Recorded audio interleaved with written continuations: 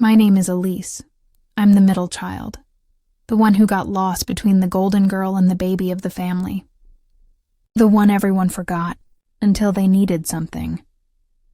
In my family, I wasn't the shining star or the favorite. I wasn't even the one they quietly appreciated. No, I was the glue that held things together, the invisible thread woven through every chore, every errand, every awkward family moment, the maid, the afterthought. Years passed with me slipping quietly into that role, the one nobody wanted but everyone depended on, and every year when the holidays rolled around, I was there behind the scenes making sure the illusion of a perfect family ran smoothly. But then one Christmas, everything changed. I stopped being the girl they expected me to be. I stopped being their shadow. Instead, I became something they never saw coming. You ever wonder what happens when the quiet one finally snaps? Not with a loud scream or a tearful breakdown, but with a calm smile, a quiet resolve. They had always assumed I would stay. Stay quiet. Stay useful. Stay invisible. Every smile I gave was a mask, carefully stitched to hide the cracks beneath. Every nod, every "yes, Mom" was part of the act. Not because I believed it, but because I was watching. Always watching. Learning. They thought they were shaping me, molding me into someone who could be controlled, used, overlooked. But all they did was forge their biggest mistake. Growing up, my home wasn't a sanctuary. It was a stage, a place where everyone played their parts perfectly, while beneath the surface, everything was fractured. There was always a performance going on. Smiles that never reached the eyes. Hugs with claws hidden just beneath the surface. My sister was the star of the show. Praise followed her everywhere she went. Every misstep was forgiven before it even happened. She floated through life on a cushion of compliments and indulgence. And me? I was the stagehand. Invisible. Essential. Forgotten.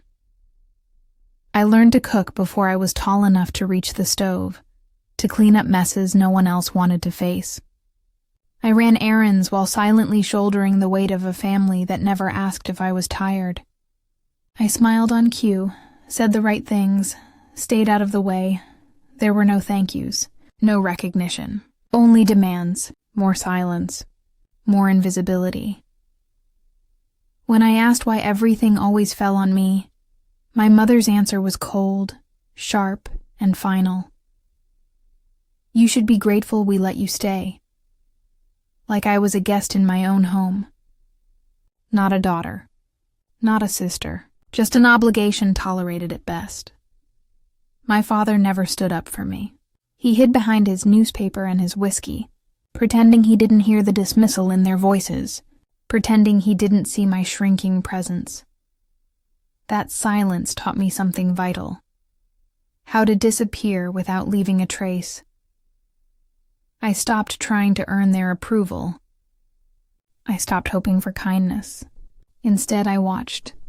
I listened. I learned. Obedience wasn't weakness. It was camouflage. Then came that Christmas.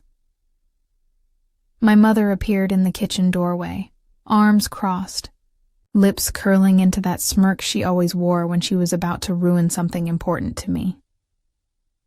Your sister's friends are coming for Christmas, she said. Only 25 people. Nothing crazy, 25 people. No warning, no planning, no offer of help. This wasn't a family celebration.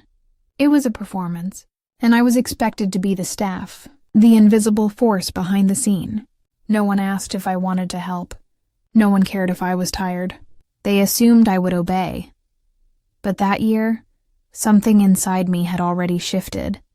What they didn't know was that for nearly a year, I had been living a second life. By day, I wore the mask they expected. By night, I was quietly building a new world for myself. Online classes, freelance work, done under the radar, a secret bank account, slowly growing, a burner phone, never connected to my home number, And the most important purchase of all, a one-way plane ticket to Florida. Paid for in cash, no trace, no warning. The night before Christmas Eve, while they all slept under the illusion that I was still theirs to command, I packed a small bag. No drama. No goodbyes.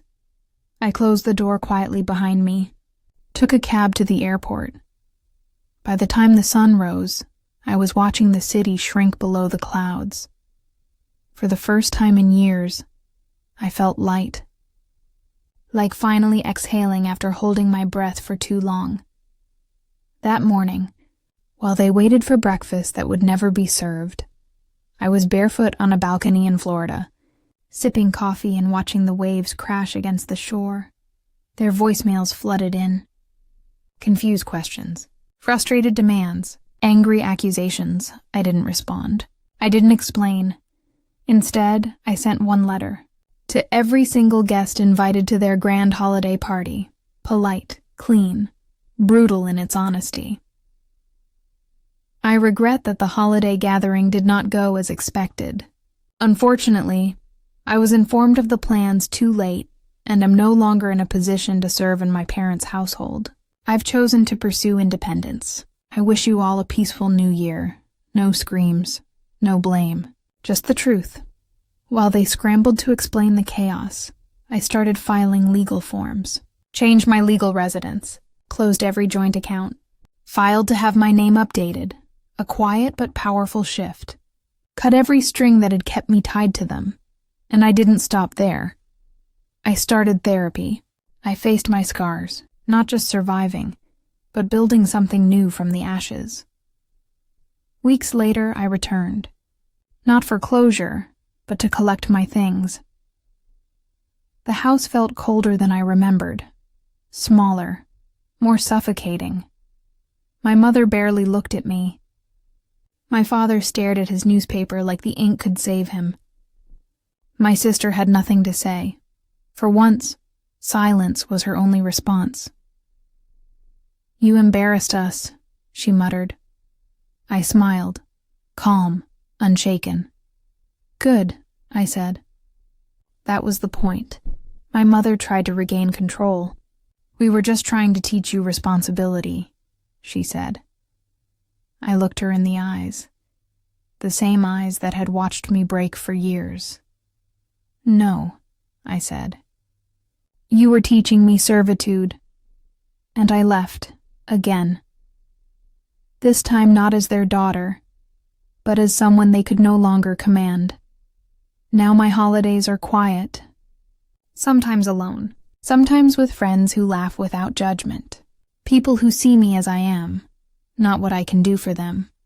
No orders barked from the kitchen. No smirks across the table. No pressure to perform. Just peace. And every year, as the lights go up and the world gathers around dinner tables, I think back to that Christmas. The Christmas when the kitchen was empty. When no meals were served. When my mother stood speechless in front of 25 guests. That was my rebellion. Not fire, not fury, just absence.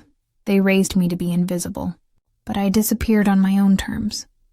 They thought I would always serve, but I learned to serve no one but myself. And I don't regret a thing.